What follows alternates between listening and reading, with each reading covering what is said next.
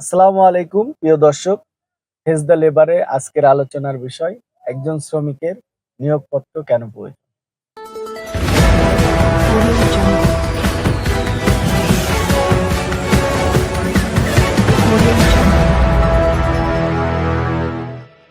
প্রিয় দর্শক, প্রতিটা শ্রমিকেরই জেনে রাখা প্রয়োজন যে নিয়োগপত্র কেন প্রয়োজন। আমাদের দেশে যে সকল শ্রমিকরা কর্মরত আছে তাদের মধ্যে অধিকাংশই জানে না নিয়োগপত্র কি এবং কি প্রয়োজনে নিয়োগপত্র ব্যবহার হয়। তো আজকে আমরা এই বিষয়টা নিয়ে আলোচনা করব, নিয়োগপত্র কি এবং কি কারণে নিয়োগপত্র ব্যবহার হয়। আমরা যখন বেসরকারি এবং সরকারি চাকরি করতে যাই, তখন আমাদের কাছ থেকে অনেকগুলো কাগজে আপনারা জানেন যে তারা লিখিত নেয়।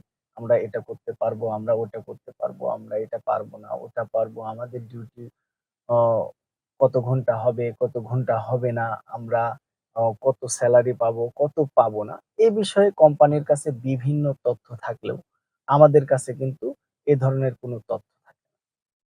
ওইজন্য বাংলাদেশ সরকার শ্রম আইন ধারা ৫ এ আমাদের জন্য একটা ধারা করছে। সেটা হচ্ছে সকল চাকরিতে আমাদেরকে নিয়োগপত্র দিতে মালিক পক্ষ বাধ্য থাকবে এবং ছবিসহ আইডেন্টি কার্ড দেবে, যাতে আমরা একটা প্রতিষ্ঠান কিংবা একটা কোম্পানির আমরা যে একটা এমপ্লয়ার, আমরা যে ওখানকার কর্মচারী, সেটা যেন আমরা পরিচয় দান করি। কিন্তু আমরা যেগুলো দেখতেছি তা হলো আমাদের বিভিন্ন কোম্পানি হয়তো নিয়োগপত্র দেয়, বিভিন্ন কোম্পানি দেয় না। কিন্তু বেশিরভাগ কোম্পানি আমাদেরকে নিয়োগপত্র দিচ্ছে না। এর মূল কারণ হচ্ছে নিয়োগপত্র দিলে আমরা যে সরকারি সুযোগ সুবিধাগুলা পাবো সেগুলা কোম্পানির জন্য খুবই ক্ষতিকর হবে। কেন হবে? কারণ কোম্পানি হচ্ছে পুঁজিবাদী। আর শ্রমিকবাদী কোনো কোম্পানি এখনো বাংলাদেশে হইছে কিনা কিংবা হবে কিনা সেটা নিয়ে সন্দেহ আছে। খুব কম আছে যারা শ্রমিকের পক্ষ নিয়ে কাজ করে, শ্রমিকদের স্বার্থ নিয়ে কাজ করে। মেক্সিমাম কোম্পানি তাদের মালিক পক্ষের স্বার্থ নিয়ে কাজ করে। যার কারণে বেশিরভাগ কোম্পানিগুলা আপনার নিয়োগপত্র দিতে চায় না। কারণ নিয়োগপত্র না দিলে আপনাদের যে ক্ষতিগুলা হবে সেগুলো আজকে তুলে ধরবো আমাদের এই অনুষ্ঠানে। প্রিয় দর্শক, একজন শ্রমিক ধরেন একটা কোম্পানিতে চাকরি নিল। চাকরি নেওয়ার পরে ৮ বছর, ১০ বছর, ২০ বছর চাকরি করল। তার ডকুমেন্টস বলতে কি থাকে? সে কতদিন এখানে চাকরি করছে? আসলেও কি চাকরি করে নাই? কিংবা মাঝখানে কোনো কারণে সে গ্যাপ দিছে কিনা? এই বিষয়গুলা জানার জন্য, প্রমাণের জন্য শ্রম আইন কিংবা লেবার কোর্টে আপনি মামলা করবেন কিংবা আপনার পাওনাদি বোঝার জন্য যে আইনের আশ্রয় নেবেন, সেখানে আপনি গেলে ১ম এই আপনাকে বলবে আপনি নিয়োগপত্র সই করেন। যদি আপনার নিয়োগপত্র থাকে তাহলে তো ভালো। যদি আপনার নিয়োগপত্র না থাকে তাহলে আপনার জন্য এটা খুবই মুশকিল যে আপনি প্রমাণ করতে যে আপনি এই কোম্পানিতে ৮ বছর, ১০ বছর, ২০ বছর চাকরি করছেন। কিন্তু যখন আপনার কাছে নিয়োগপত্রটা থাকবে তখন আপনি সাথে, সাথে ওটা শো করে দিতে পারবেন যে আমি এই কোম্পানিতে ১০ বছর কিংবা ৫ বছর চাকরি করছি। তো তার বিনিময়ে আপনি বেনিফিট পাবেন। কিন্তু মেক্সিমাম কোম্পানিগুলা সেটার স্বার্থের জন্য কি করে? তাদেরকে সেই নিয়োগপত্রটা দিতে চায় না। তো নিয়োগপত্রটা যেহেতু দিতে চায় না, সেহেতু আমাদের আইনে আছে যে নিয়োগপত্র প্রত্যেক শ্রমিককে নিয়োগ দেওয়ার পূর্বে তার মালিক তার শ্রমিককে ছবিসহ আইডেন্টি কার্ড এবং নিয়োগপত্র দেবে। এটা শ্রম আইন ধারা ৫ এ স্পষ্ট আছে। তো আপনারা যখন এই চাকরিতে জয়েন করবেন, তখন যদি আপনারা আপনাদের নিয়োগপত্রটা চেয়ে নেন, তাহলে পরবর্তীতে আপনাদের যে ও মানে বার্ষিক যে টাকা পয়সাগুলা পাবেন, যে ছুটির টাকা পাবেন, চিকিৎসা ভাতা পাবেন, তারপরে এককালীন যে টাকা পাবেন, সেগুলা পেতে আপনাদের জন্য সুবিধা হয়ে যায়। আর ১ম এই যে কোম্পানি আপনাকে চিটারি করবে, আপনার সাথে নয়-ছয় করবে আপনাকে নিয়োগপত্র নিয়ে আপনার সাথে, সেই কোম্পানি মনে করবেন যে পরবর্তীতেও আপনি যখন তাকে দীর্ঘ ২০ বছর, ৩০ বছর একটা সার্ভিস দেওয়ার পরে আপনার সাথে ওই ধরনের বাটপারি করবে।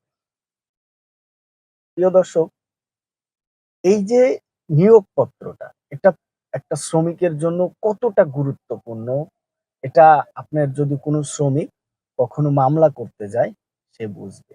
কখনো আইনের আশ্রয় নিতে গেলে সে বুঝবে।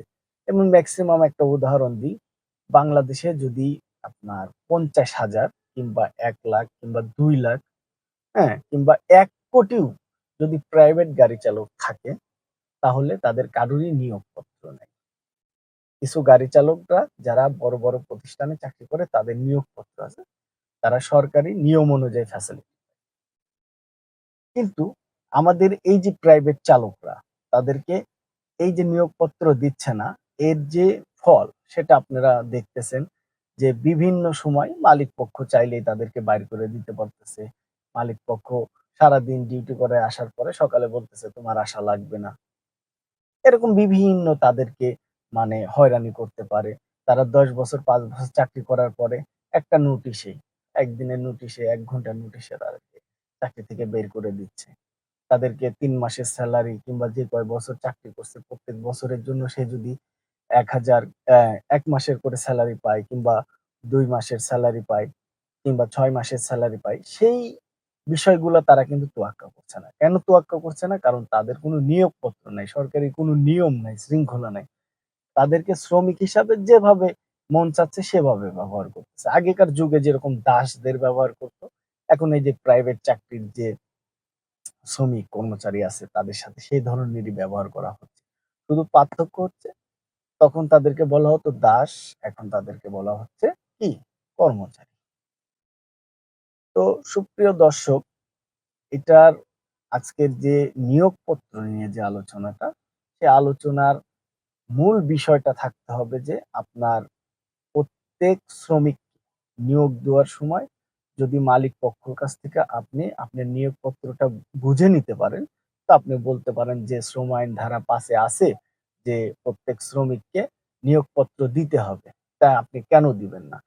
তাহলে প্রিয় দর্শক, আপনি পরবর্তী যে ৫ বছর ১০ বছর যে চাকরি করবেন, চাকরি করার পরে ওই নিয়োগপত্রটা আপনি শো করে আপনি কত বছর চাকরি করেছেন সে বিষয়টা ক্লিয়ার হওয়ার পরে আপনি ফল পাবেন অনেকগুলা। যেমন ধরেন আপনার শ্রম আইনে বলা আছে একজন শ্রমিক যদি কোনো প্রতিষ্ঠান কিংবা কোনো মালিকের আন্ডারে নিরবিচ্ছিন্নভাবে ১ বছর চাকরি করে তাহলে সে চাকরি থেকে অব্যাহতি নেওয়ার সময় ১ মাসের সেলারি পাবে। যদি ২ বছর চাকরি করে সে ২ মাসের সেলারি পাবে। ৩ বছর চাকরি করলে ৩ মাসের সেলারি পাবে।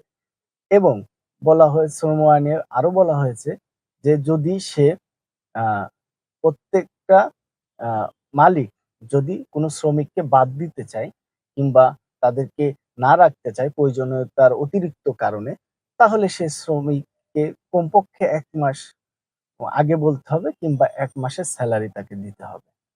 প্রিয় দর্শক, এই যে এই বিষয়গুলা যে ১ মাসের সেলারি কিংবা আপনি প্রত্যেক বছরের জন্য যে টাকাটা পাবেন, সেটা আপনাকে নির্ধারণ করে দিবে এই নিয়োগ।